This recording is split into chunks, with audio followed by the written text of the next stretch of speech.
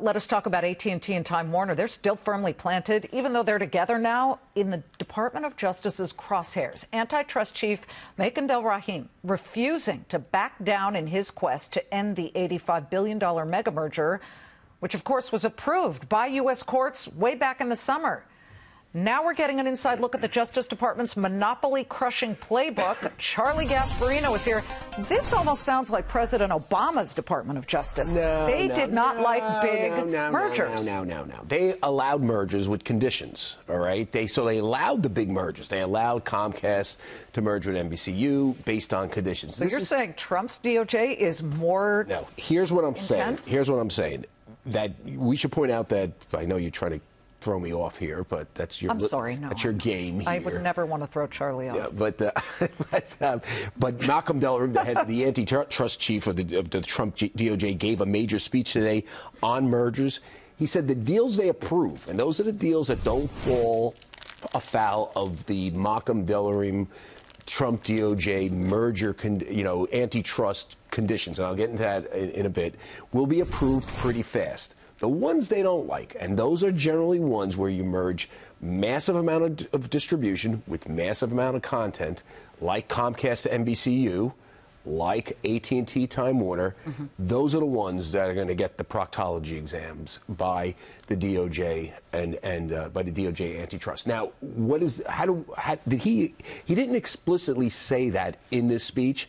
He laid out a lot of guidelines on how they're going to push mergers faster. But if you look at the speech, and I ran this by antitrust experts, I talked to some people in the DOJ, he mentioned something about civil investigative demands.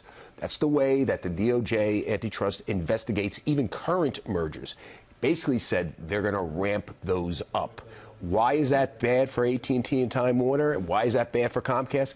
Because we know inside the DOJ antitrust, they are ready to issue those civil investigative demands if they think so. If they think Comcast is stepping over the line in antitrust matters with NBCU. They already hate Comcast. Trump particularly hates Comcast. He calls it public enemy number one. That's other issues. But his DOJ doesn't like the combination big distribution with content. They don't like it on AT&T Time Warner. So even if AT&T Time Warner wins in the appellate courts, they're still going to be under the microscope of the Trump DOJ, and they're going to one of the tools they're going to use. He essentially says it in this speech is the civil investigative demand, where they essentially launch an investigation into the company. So Comcast, NBCU, even though you're approved by the Justice Department under Obama with conditions, those conditions ran out, I believe, September 1, still under the microscope by Makan Delrahim and his team.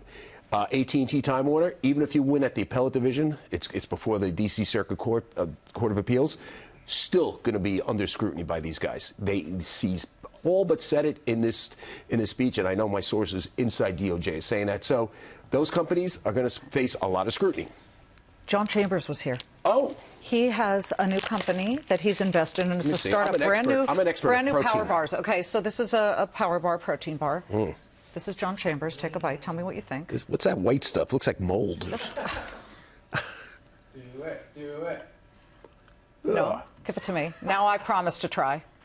Give it to me. Give it to me. It's like a synthetic fruit. Synthetic? No, now I get to tell Charlie. This is horrible. Wait. Charlie? This is so gross. It's made out of live crickets. I'm dead crickets that were live at one point. You know my grandmother? She used to eat the eyes out of the calf brains. You know, the eyes out of the calf head. The caput cell, they called it. So well, I'm used to some people eat tongue. I'm used to eating weird stuff, but that just tastes bad. Wait, no, there's a good aftertaste. You have to give it some time. They have to put some sugar in it. Very big protein. By the way, Lloyd Blankfein yeah. and David Solomon, the guys that runs Goldman, yeah. They hated my story, that I did with Lydia Moynihan, my producer, about the class warfare there.